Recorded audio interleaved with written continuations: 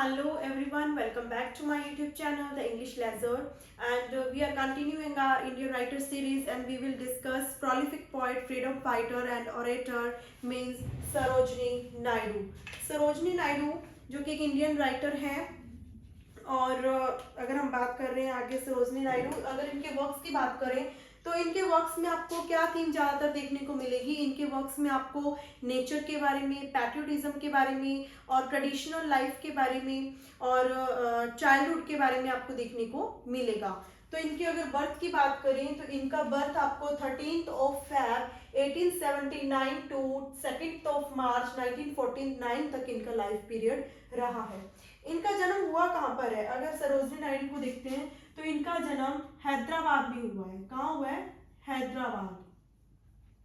इनका जन्म हैदराबाद स्टेट के अंदर हुआ है, हैदराबाद में। इनके फादर की बात करें तो इनके फादर का क्या नाम था? इनके फादर का नाम अघोरनाथ चट्टोपाध्याय था। अघोरनाथ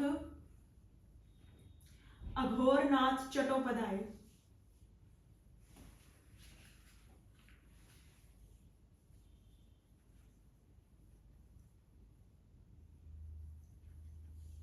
इनके फादर का नाम अघोरनाथ चट्टोपाध्याय था और इनकी मदर का नाम वरदा सुंदरी देवी था। वरदा सुंदरी देवी, ठीक है। वरदा सुंदरी देवी इनकी मदर का नाम था। सरोजनी नायडू का जन्म हुआ हैदराबाद स्टेट में। इनके फादर का नाम अघोरनाथ चट्टोपाध्याय और इनकी मदर का नाम वरदा सुंदरी देवी था।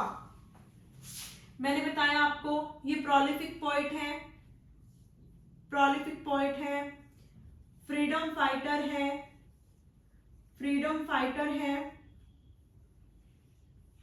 ऑरेटर है और ये प्रोपोनेंट है, प्रतिपादक है। किनकी प्रतिपादक है ये प्रोपोनेंट रही है विमेन इमेंसिपेशन की, एंटी इंपीरियलिस्टिक वे की और विमेन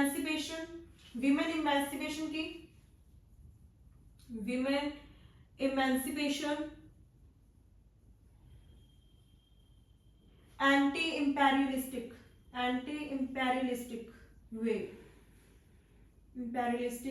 वे, इसकी ये क्या रही है? प्रोपोनेंट रही है। इनके वर्क्स में आपको ज्यादातर क्या देखने को मिलेगा? इनके वर्क्स में आपको ट्रेडिशनल लाइफ,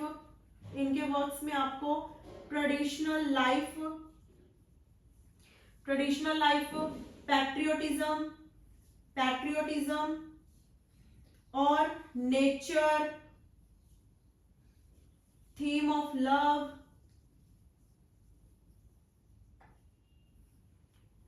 अबाउट चाइल्ड,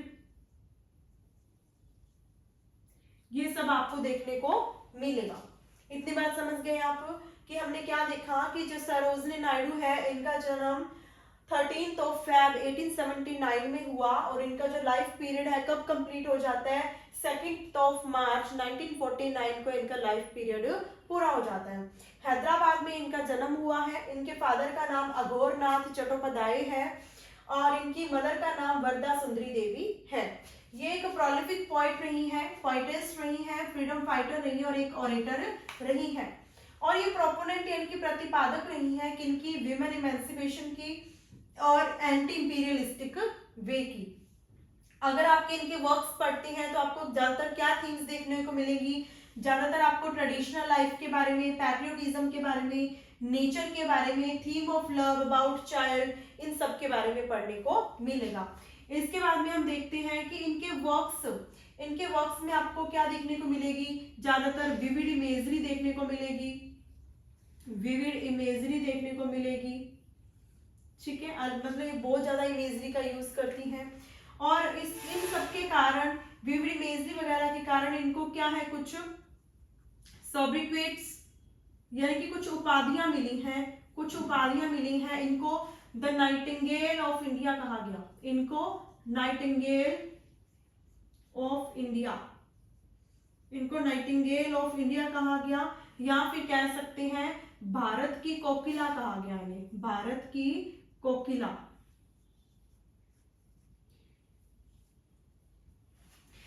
क्या उपाधियां मिली हैं इन्हें? इन्हें नाइटिंगेल ऑफ इंडिया कहा गया और भारत की कोकिला कहा गया। किसके द्वारा कहा गया इन्हें? ये किसके द्वारा कहा गया? महात्मा गांधी के द्वारा। महात्मा गांधी, महात्मा गांधी ने सरोजनी नायडू को क्या टाइटल दिया? नाइटिंगेल ऑफ इंडिया यानी कि भारत की कोकिला का टाइटल दिया। क्यों दिया? इनके विविड इमेजरी के कारण, इनकी विविड इमेजरी, कलर, इन सब के कारण इन्हें सरोजनी नायडू को महात्मा गांधी के द्वारा भारत की कोकिला कहा गया। बाद में जाकर इन्होंने, सरोजनी नायडू ने महात्मा गांधी को एज अ मेटाफोरिकली यूज किया, यानी कि उनको लोटस कहा कि Mahatma Gandhi as a lotus है। एज अ लोटस ये सिमिली हो जाएगा, मेटाफोरिकली लोटस ही कहा गया। इन्होंने पोएम लिखी द लोटस जो टोटली डेडिकेट है महात्मा गांधी को, सरोजनी नायडू ने लिखी थी। तो इतनी बात आपको समझ आ गई। तो इसके बाद में अगर हम इनके अर्ली चाइल्डहुड की बात करते हैं, अर्ली चाइल्डहुड वर्क्स की बात करते हैं, तो इन्होंने एक अर्ली चाइल्डहुड में ही the lady of lake, the lady of lake, the lady of lake एक पोएम लिखी। अपने सरोजनी नायडू ने अपने अर्ली चाइल्डहुड के अंदर एक पोएम लिखी जिसका नाम क्या था? द लेडी ऑफ लेक, जो कितनी लाइन्स की पोएम थी? 1300 लाइन की पोएम थी। 1300 लाइन की पोएम थी, यानी कि 1300 लाइन की क्या थी? पोएम थी, जो इन्होंने अपने अर्ली चाइल्डहुड के अंदर लिखी। क्या नाम था उनका? The lady of lake. अगर पूछ लिया जाए कि उनकी अर्ली चाइल्डहुड में लिखी की पोएम का नाम बताओ, तो आप क्या बताएंगे? द लेडी ऑफ लेक बताएंगे, जो इनकी 1300 लाइन की यानी कि 1300 लाइन की पोएम थी। इसके बाद में बात करते हैं, एक और वर्क है इनका अर्ली चाइल्डहुड का, एक और वर्क है इनके अर्ली चाइल्डहुड का, जिसका नाम था माहिर मुनीर। माहिर मुनीर, इन्होंने माहिर मुनीर, माहिर मुनीर, इन्होंने माहिर मुनीर एक प्ले लिखा। माहिर मुनीर एक प्ले लिखा। माहिर मुनीर एक प्ले लिखा। इन्होंने कब लिखा? ये भी अर्ली चाइल्डहुड में ही लिखा। इनके दो वर्क्स हैं ये अर्ली चाइल्डहुड के, अर्ली चाइल्डहुड में ही लिखा ये भी।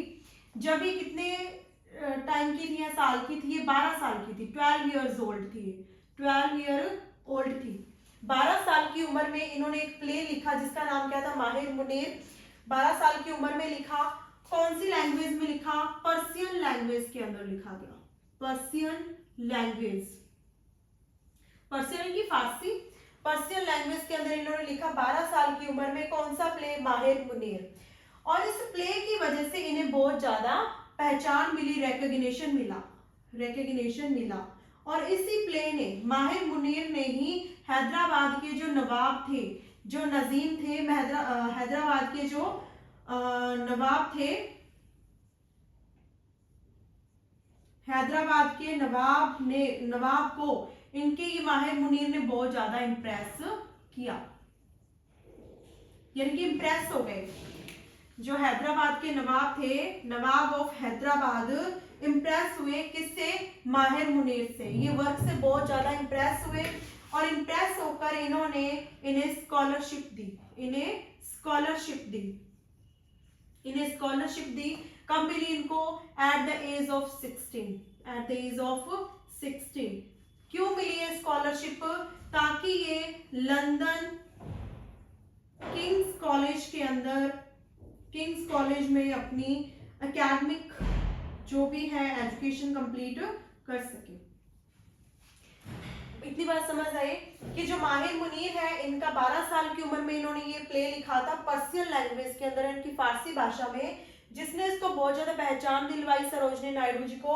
और हैदराबाद के जो नवाब थे, इनके माहिर मुनीर से काफी ज्यादा इम्प्रेस हुए और इन्होंने सरोजनी नायडू को क्या दी? स्कॉलरशिप दी, ताकि ये लंदन किंग्स कॉलेज के अंदर अपना एडमिशन ले सके। और यहाँ पर ये किनसे मिलती है? ये कॉलेज में मिलती है नोबल लॉरिएट्स से मिलती है। नोबल लॉरिएट्स कौन थे? नोबल लॉरिएट्स कौन थे? एडमंड गूज, एडमंड गूज या फिर गोस, और आर्थर सिम्पसन, इन दोनों से मिलती है। यानी कि इस कॉलेज में जाके किनसे मिलती है? जिनको नोबेल प्राइज मिले हुए हैं, एडमंड गोस और आर्थर सिम्पसन से मिलती हैं। और ये दोनों ये दोनों एडमंड और आर्थर क्या सजेशन देते हैं कि इंडियन थीम्स पे ज्यादा से ज्यादा राइटिंग करें, इंडियन थीम्स पे ज्यादा से ज्यादा राइटिंग करें। क्या बताया अभी तक मैंने कि इनके अगर हम चाइल्डहुड वर्क्स की बात करते हैं तो इनका एक तो पोएम है चाइल्डहुड में लिखा हुआ जिसका नाम था द लेडी ऑफ लेक, जो 1300 लाइन की पोएम है। दूसरा जो सबसे फेमस इनका अर्ली चाइल्डहुड का प्ले है उसका नाम है माहिर मुनीर, जो इन्होंने 12 साल की उम्र के अंदर लिखा था पर्शियन लैंग्वेज के अंदर। और इस प्ले ने सबसे ज्यादा इंप्रेस किया नवाब ऑफ हैदराबाद को, और नवाब थे जो हैदराबाद के, उन्होंने नायडू जी को क्या दी, स्कॉलरशिप दी ताकि वो लंदन किंग्स कॉलेज के अंदर एडमिशन ले सके, अपनी स्टडी कंप्लीट कर सके वहां पर। और वहां पर जाकर ये जो नायडू जी है वो मिलती है एडमंड गोस और आर्थर सैमसन से मिलती है। ये दोनों इन्हें सजेस्ट करती हैं कि ये इंडियन राइटिंग्स पे ज्यादा से ज्यादा इंडियन थीम्स पे ज्यादा से ज्यादा अपनी राइटिंग करें। समझ आई इतनी बात। इसके बाद में हम बात करते हैं इनके कुछ कलेक्शंस की। अगर हम इनके कलेक्शंस की बात करें तो इनके 4 कलेक्शन हैं जो काफी फेमस है, सभी मास्टरपीस है। इनका सबसे पहले जो आया पॉइंट्स का कलेक्शन द गोल्डन थ्रेशोल्ड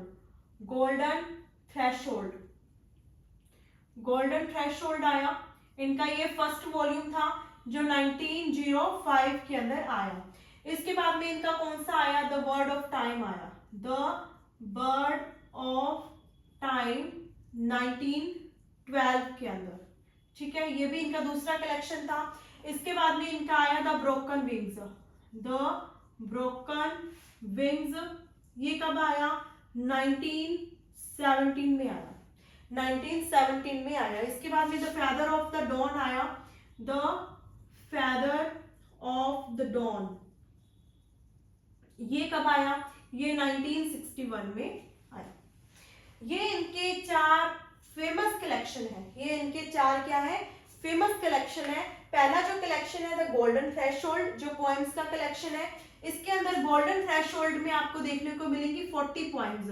कितनी पॉइंट्स देखने को मिलेंगी आपको, 40 पॉइंट्स मिलेंगी, जिसमें इन्हें 3 कैटेगरीज के अंदर डिवाइड किया गया है, 3 सेक्शंस में कैटेगराइज किया गया है। इसमें आपको लव पॉइंट देखने को मिलेंगी, पैट्रियोटिज्म पे देखने को मिलेंगी, और आपको फोक पॉइंट्स भी देखने को मिलेंगी। आपको द गोल्डन थ्रेशोल्ड के अंदर आपको टोटल कितनी पॉइंट्स दिखेंगी, 40 पॉइंट्स दिखेंगी। इनका फर्स्ट कलेक्शन है, इनका फर्स्ट कलेक्शन है गोल्डन थ्रेशोल्ड, जिसमें आपको 40 पॉइंट्स देखने को मिलती हैं, जिनको 3 सेक्शन के अंदर कैटेगराइज किया गया, लव पॉइंट, पैट्रियोटिज्म पर और फोक पॉइंट्स पे। और इसके बाद अगर बात करते हैं इसका जो पब्लिकेशन है किसने सजेस्ट किया, और आपको इसमें किसका इंट्रोडक्शन या फिर किसकी प्रस्तावना देखने को मिलती है। इसमें आपको एक कलेक्शन में एक प्रस्तावना यानी इंट्रोडक्शन देखने को मिलेगा, किसका, आर्थर का इसमें आपको एक कलेक्शन देखने को मिलेगा, आर्थर सैमसन का। और अगर पब्लिकेशन देखते हैं तो पब्लिकेशन किसके सजेशन के साथ हुआ, Edmund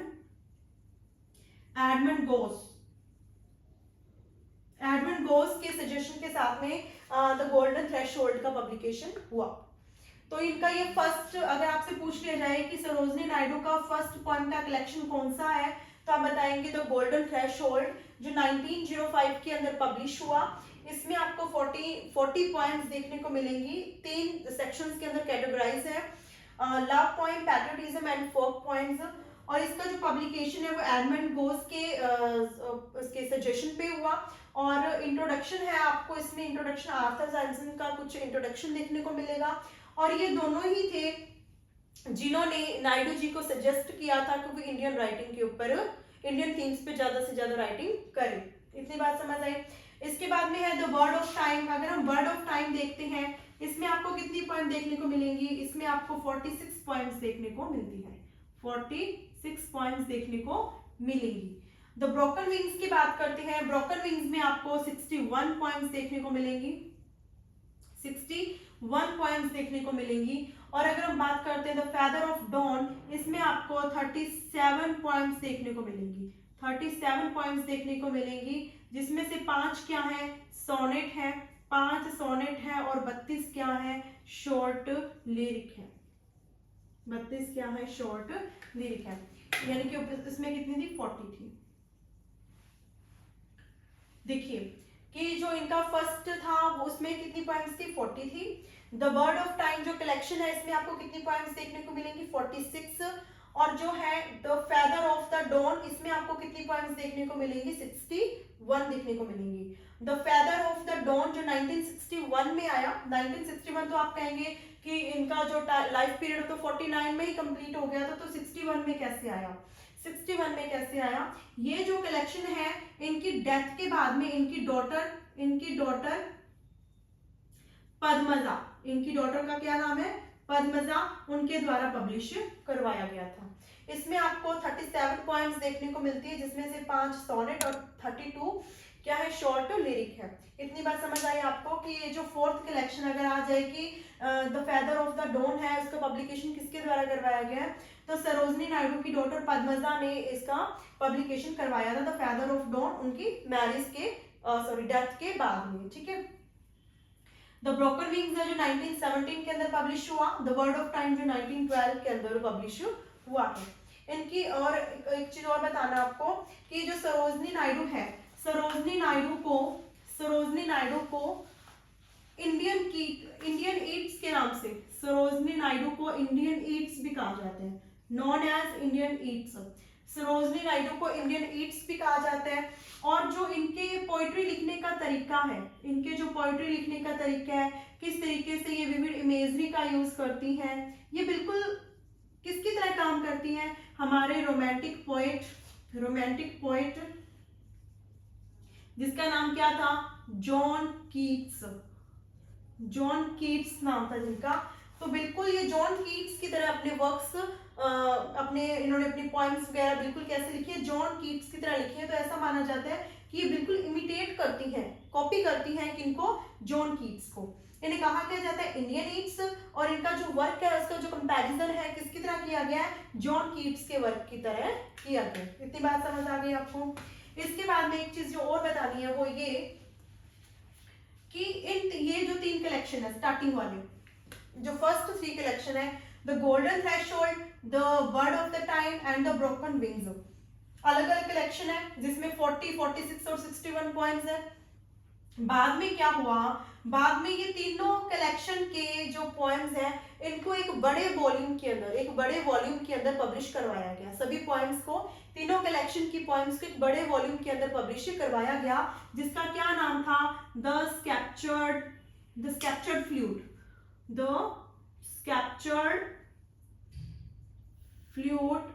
the songs of India.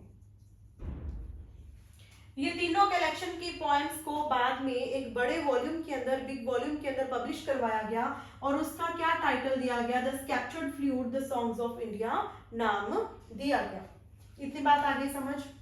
इसके बाद में हम बढ़ते हैं आगे अपनी पॉइंट्स की तरफ। अगर हम बात करते हैं गोल्डन थ्रेशोल्ड की कुछ पॉइंट्स की, तो इनकी पॉइंट्स देखिए, आप इधर देखिए। पहले मैंने आपको बता दिया कि जो माहिर मुनीर इनका अर्ली चाइल्डहुड का था, और जो लेडी ऑफ द लेक है ये भी इनकी अर्ली चाइल्डहुड के वर्क है, पोएम है 1300 लाइन की। फिर गोल्डन थ्रेशोल्ड जो कि 1905 के अंदर पब्लिश हुआ है, इसकी हमने कुछ यहाँ पे पॉइंट्स लिखी है कि जो काफी इंपॉर्टेंट पॉइंट्स हैं, खास पॉइंट्स हैं गोल्डन थ्रेशोल्ड की, उनके बारे में कुछ बताती हूँ। तो कुछ पॉइंट्स देखिए, पहली जैसे गोल्डन थ्रेशोल्ड की पोएम है वो है पालक्वीन बेरर।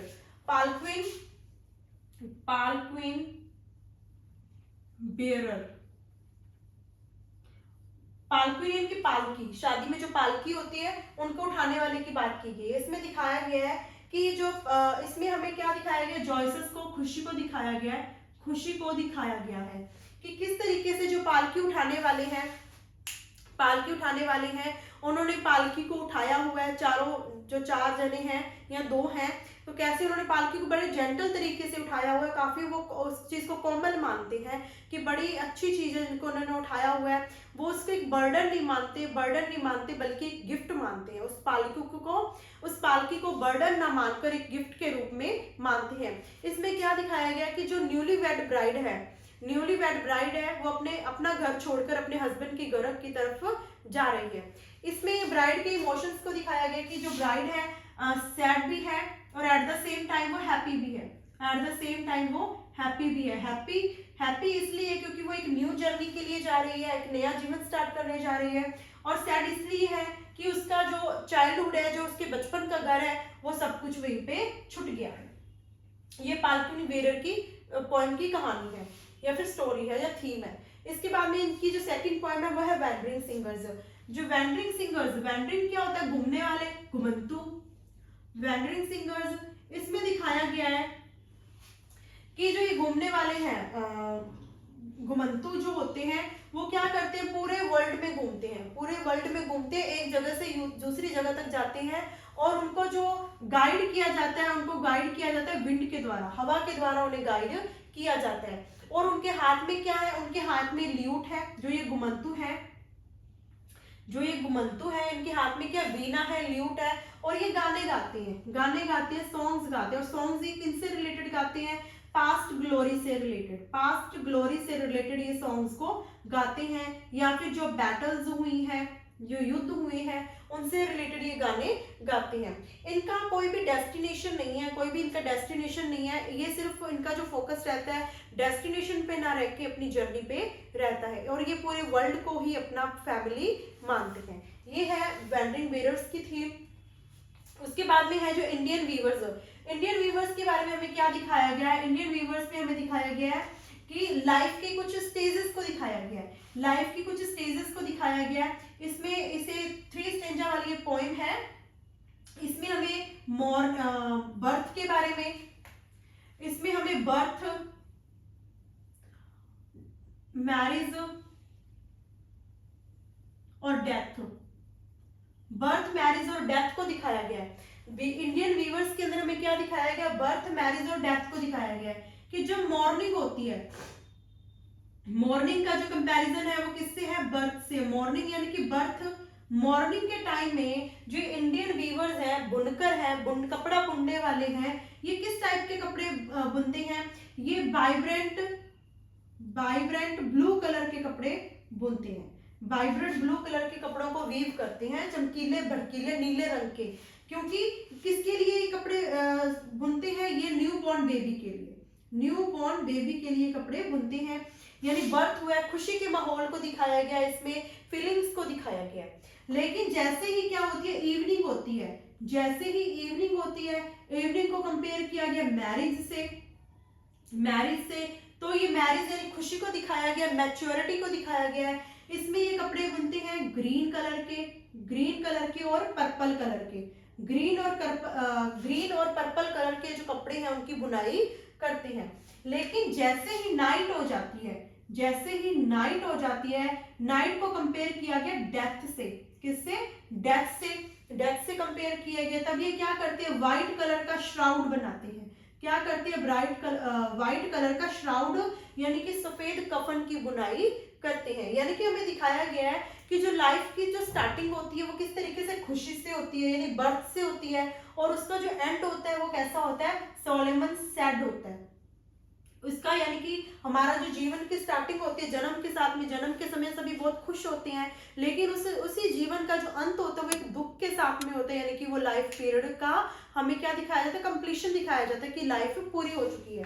तो उसी तरीके से हमें इंडियन वीवर के अंदर देखने को मिलता है 3 स्टेजेस के अंदर हमें बर्थ, मैरिज और डेथ को दिखाया गया है, मॉर्निंग, इवनिंग और नाइट के साथ में, कि बुनकर किस टाइम पे कौन से कपड़ों को वीव करते हैं। यानी कि मॉर्निंग के टाइम पे वो बर्थ को दिखाया तो वाइब्रेंट ब्लू कलर के कपड़े बुनते हैं, और उसके बाद में इवनिंग के मैरिज के टाइम पे वो पर्पल और ग्रीन कलर के कपड़ों को बुनते हैं, और नाइट के अंदर यानी कि डेथ को दिखाया गया, वो सोलेमन सैड लाइफ की कंप्लीशन को दिखाया गया है, तो वो व्हाइट श्राउड को बुनते हैं।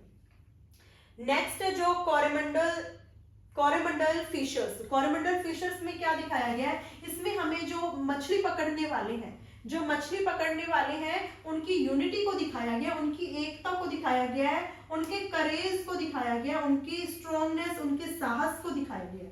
क्या दिखाया गया है कि जो कोरोमंडल फिशर्स हैं, कोरोमंडल फिशर्स, कोरोमंडल फिशर्स में हमें क्या दिखाया गया है कि जो मछली पकड़ने वाले हैं, कि जो मछली पकड़ने वाले हैं हमें उनके करेज को दिखाया गया है, उनके करेज को दिखाया गया है, उनकी यूनिटी को दिखाया गया है कि सुबह होते ही दिन के फूटते ही, ब्रेक ऑफ डॉन यानी कि दिन के फूटते ही वो क्या करती हैं कि सी के डेंजर से, सीज डेंजर को फेस करते हैं, यानी समुद्र के खतरे को क्या करते हैं, वो फेस करते हैं, समुद्र के खतरे को वो फेस करते हैं, क्योंकि वो समुद्र को अपना क्या मानते हैं, समुद्र को अपनी मदर मानते हैं। क्या मानते हैं, मदर मानते हैं।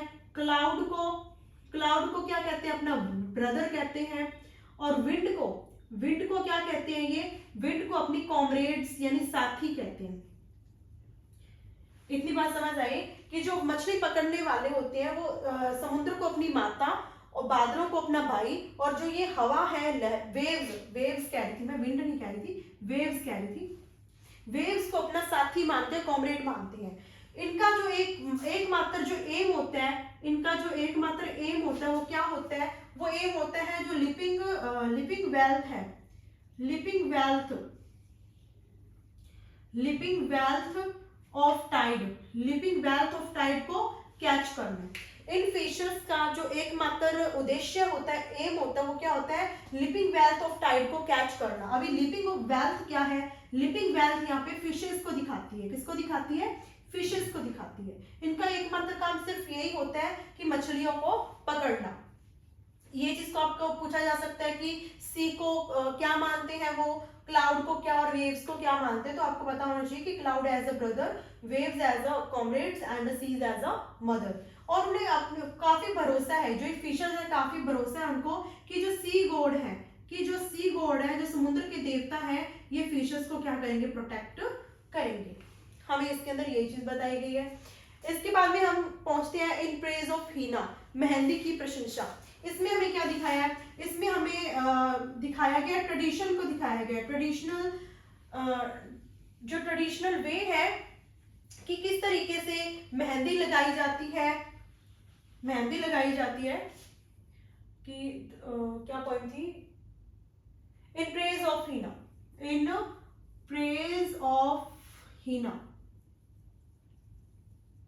इसमें लिली लाइक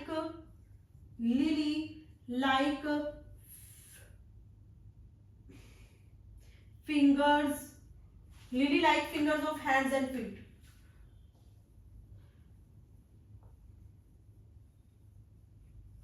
इसमें lily like of hands and feet पे क्या किया गया, फोकस किया गया है।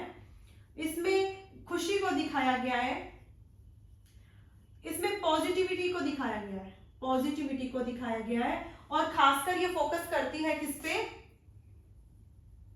न्यूली वेड ब्राइड पे, कि वो किस तरीके से मेहंदी लगाती है। रेड कलर को दिखाया गया है, उसका क्या महत्व है हमारी लाइफ में, उसके बारे में हमें हीना के बारे में बताया है। जो नेक्स्ट है हार्वेस्ट हिम यानी कि फसल के टाइम के गीत,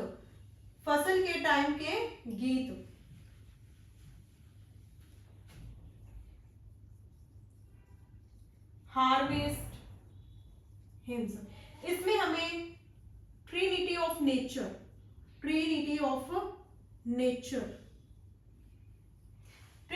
नेचर के बारे में बताया गया कि किस तरीके से जो हार्वेस्ट कल्टीवेटर्स हैं, कि जो हार्वेस्ट कल्टीवेटर्स हैं, अलग अलग डेटीज को कैसे वो इन्वोक करते हैं, कैसे उन्हें आह्वान करते हैं। जैसे कि सन को कैसे आह्वान करते हैं, सन को इन्वोक करते हैं कह के, द लॉर्ड ऑफ लोटस। सन को यानी कि सूर्य, सन को क्या कहते हैं, द लॉर्ड ऑफ लोटस कहते हैं, क्योंकि जो सन है उनकी फसल को क्या देता है, उनकी फसल को रेडियंस देता है, वाइब्रेंट रेडियंस देता है, ताकि उनकी जो फसल है वो अच्छे से क्या हो पाए, राइप हो पाए। तो सन को क्या कह के आह्वान किया उन्होंने, द लॉर्ड ऑफ लोटस। उसी तरीके से इनकी फसल के लिए और इनको क्या जरूरत है, पानी की जरूरत है, इनकी रेन, वरुण, वरुण यानी कि रेन, तो रेन को क्या कहते हैं ये, the Lord of rainbow, the Lord of rainbow कह के ये आह्वान करते हैं। जो हार्वेस्ट कल्टीवेटर्स हैं वो वरुण यानी कि रेन को द लॉर्ड ऑफ रेनबो कह के क्या करते हैं, आह्वान इन्वोक करते हैं, क्योंकि जो रेन है वही उनकी फसल को अच्छी बारिश देती है, पानी देती है, ड्यू देती है, ओस की बूंदें प्रदान करती है। इसके बाद में आती है अर्थ, अर्थ, अर्थ को ये क्या कहते हैं, क्वीन कहते हैं, क्वीन ऑफ, किसकी क्वीन कहते हैं अर्थ को, अर्थ को कहते हैं क्वीन ऑफ,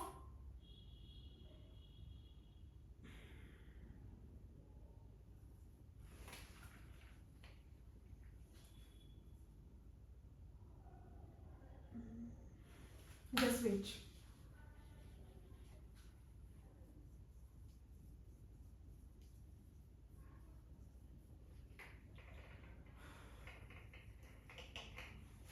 अर्थ को ये द क्वीन ऑफ फूड कह के बुलाते हैं, क्योंकि ये क्या करती है, फसल को ये भी एक अच्छी उपजाऊ मिट्टी प्रदान करती है। यानी कि इन्होंने जो हार्वेस्ट कल्टीवेटर्स हैं, इन्होंने 3 डेटीज हैं, जो सन, वरुण और अर्थ, इनको इन्होंने आह्वान किया और अलग अलग नाम से पुकारा।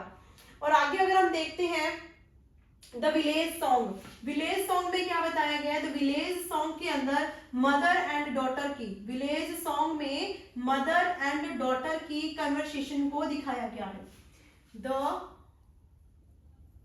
Village song, the village song में mother daughter conversation, mother daughter conversation को दिखाया गया है,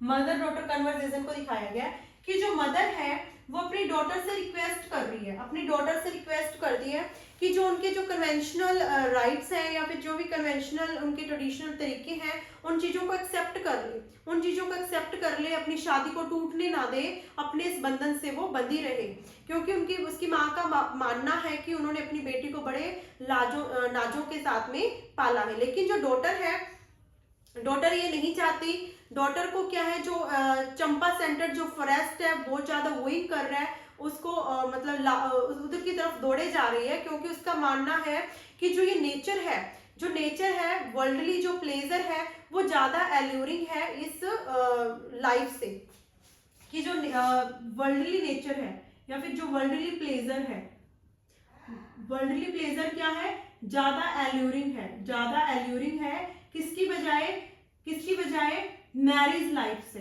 मैरिज लाइफ से ज्यादा एल्यूरिंग है। इसमें जो फॉरेस्ट है, फॉरेस्ट को क्या दिखाया गया है, फॉरेस्ट यहाँ पे सिंबल है फ्रीडम का, जबकि फॉरेस्ट यहाँ पे फ्रीडम का सिंबल है, जबकि जो वर्ल्डली प्लेजर दिखाया गया है, जो मैरिज दिखाई गई है, ये किस चीज का है, सोशल कॉन्स्टेंट्स, यानी कि जो सामाजिक बंधन है, कॉन्स्टेंट्स, इनको दिखाया गया इसके through, freedom versus social constants को दिखाया गया मदर डॉटर की कन्वर्सेशन में। इसके बाद में है इंडियन लव, इंडियन लव के अंदर क्या दिखाया गया, जो पोएटस ने पोएम लिखी है इंडियन लव में, इसमें इंडिया के प्रति उनका प्यार दिखाया गया, देशभक्ति को दिखाया गया, पैट्रियोटिज्म को दिखाया गया। ये जो पोएम है इंडियन लव, ये कब लिखी गई है, ब्रिटिश रूल के दौरान लिखी गई है। वो मतलब इस पोएम के थ्रू इंडिया को आह्वान कर रही है या फिर अर्ज कर रही है कि ये जो फॉरेन डोमिनेशन है या फिर इनजस्टिस है, उसके खिलाफ अपनी आवाज को उठाए। इस तरीके से क्रैडल सॉन्ग है एक पोएम, ऑटम सॉन्ग है, जो ऑटम सॉन्ग में पतझड़ को दिखाया गया कि किस तरीके से जो ये पत्ते गिर रहे हैं वो उनकी जो खुशी है उसको खत्म होता हुआ दिखा रहे हैं, लॉस ऑफ जॉय दिखा रहे हैं। और जो सर्दी है वो किस चीज को दिखा रही है, उनके दुख को दिखा रही है कि विंटर आ रही है, लेकिन जो हमारी खुशी है इन पतझड़ के साथ में क्या हो रही है, खत्म हो रही है। नेक्स्ट है लिली पोएम, जो कि गोल्डन थ्रेशोल्ड की एक पोएम है। नेक्स्ट है सती, सती के अंदर सती क्या होता है? सती यानी कि जब किसी के हस्बैंड खत्म हो जाते हैं तो साथ में ही उस चिता में जल जाना, जिसको हम सती के नाम से जानते हैं।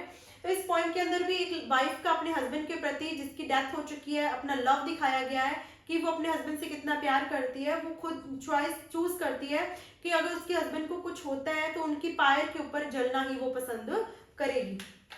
नेक्स्ट है the snake charmer. The snake charmer के अंदर जो स्नेक है, जो पोएम है वो स्नेक से अर्ज कर रही है कि वो चार्मर के पास में आ जाए, वो ऐसे छुप के क्यों बैठा हुआ है।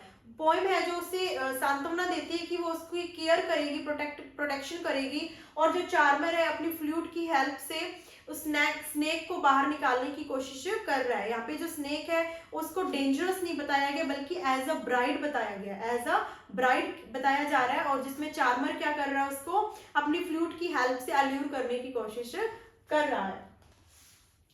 To India. नेक्स्ट है स्ट्रीट क्राइज इन हैदराबाद। उसमें हैदराबाद की स्ट्रीट्स को दिखाया गया कि किस तरीके से जो वेंडर्स है वो घूम रहे हैं, सब कुछ कैसे सामान सेल हो रहा है, कैसे लोगों का शोर शराबा है, वो हैदराबाद की स्ट्रीट्स के अंदर दिखाया गया है। नेक्स्ट इनका जो कलेक्शन है, ये हमारे फर्स्ट कलेक्शन था जो गोल्डन थ्रेशोल्ड, उसकी कुछ पॉइंट्स थे जो जानी मानी पॉइंट्स है, काफी फेमस पॉइंट्स और एग्जाम के पॉइंट ऑफ व्यू से भी इंपॉर्टेंट है। नेक्स्ट इनका जो कलेक्शन है द बर्ड ऑफ टाइम, 1912 के अंदर पब्लिश हुआ।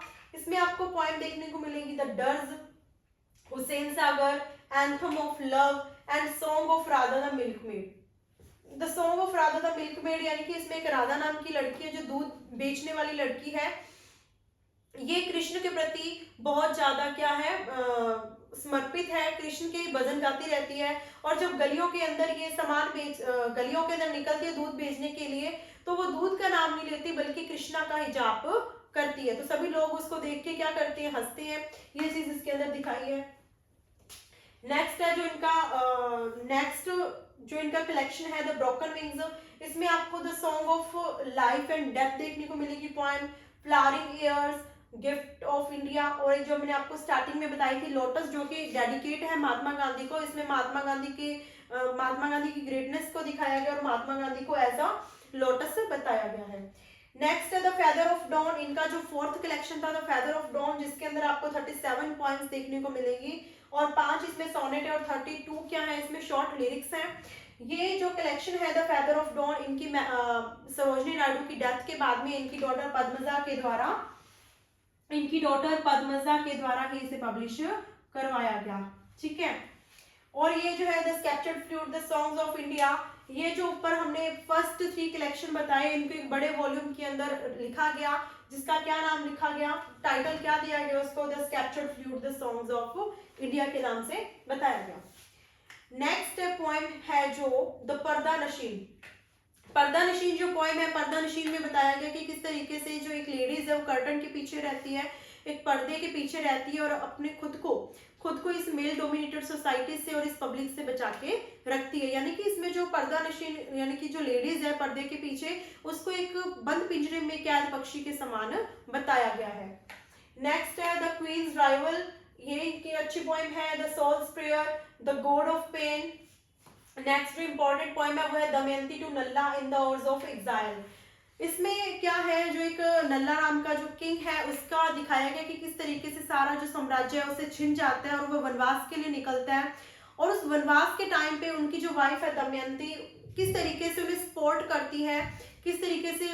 करती है, उनकी लाइफ में पॉजिटिविटी लेके आती है, और एक वाइफ का अपने हस्बैंड के प्रति जो प्यार है उस चीज को दिखाया गया है। नेक्स्ट है to a Buddha seated on a lotus. इसमें जो बुद्धा है लोटस के ऊपर बैठे हुए हैं, जो लोटस जो कीचड़ के अंदर उगता है, इसमें बैड वाइब्स को दिखाया गया लोगों की, और जो बुद्धा है वो आधी आंखें बंद करके हाथ जोड़ के बैठे हुए हैं और उनकी इटर्निटी को दिखाया गया, शाश्वत अनंत शाश्वत को दिखाया गया है। बैंगल सेलर्स हैं जो चूड़ी बेचने वाले हैं, ये भी लाइफ की 3 स्टेजेस को दिखाती हैं, कुंवारी लड़की, मेडन मैरिड लड़की और मैच्योर्ड वुमेन की लाइफ को दिखाया गया कि कौन कौन सी बैंगल्स पहनती हैं। यानी कि जो सिल्वर एंड ब्लू बैंगल्स हैं वो फ्रेशनेस को दिखाती है, silver and blue bangles maiden के लिए है, एक कुंवारी लड़की के लिए जो किसको दिखाती है, फ्रेशनेस को। पिंक एंड जो रेड है वो एक मैरिड लड़की के लिए दिखाई गई है जो उनकी डिजायर्स को दिखाती है, और जो गोल्ड और जो पर्पल कलर की बैंगल्स है वो एक मैच्योर वुमेन को दिखाती है और उसके प्राइड को दिखाती है। इसके बाद में the point two the death, इसमें जो पोइटस है वो डेथ अपनी लाइफ के प्रति जो उनका लगाव है वो दिखाती है, जो मरना नहीं चाहती है। उसमें वो मतलब अपनी जो स्टार्टिंग एड्रेसिंग लाइंस हैं उसमें ये बताती है O death I can't die, कि मैं नहीं मर सकती। अपनी लाइफ के प्रति जो उनका लगाव है उस चीज को दिखाया गया है। एक्सट्रेसी द इंडियन जिप्सीज के अंदर दिखाया गया कि जो जिप्सी लोग होते हैं टेंट वगैरह लगा के रहते हैं वो किस तरीके से फटे पुराने टैटर्ड क्लोथ्स के अंदर, रोब्स के अंदर रहते हैं। ये थी इनकी कुछ पोएम्स, कलेक्शन की पोएम्स। और नेक्स्ट अगर हम इनके कुछ एसेस की बात करें तो इनका ऐसे है द वर्ड्स ऑफ फ्रीडम और the vision of the patriotism and emancipation of Indian women, ये इनके कुछ एसेस हैं। ये तीनों इनके क्या है, एसेस हैं। और N ambassador of unity and the speeches and writings of Sarojini Naidu, ये इनकी कुछ स्पीचेस एंड राइटिंग्स हैं। तो आई होप आपको ये कंप्लीट लेक्चर समझ आया होगा। तो मिलते हैं हमारे नेक्स्ट वीडियो में। Thank you.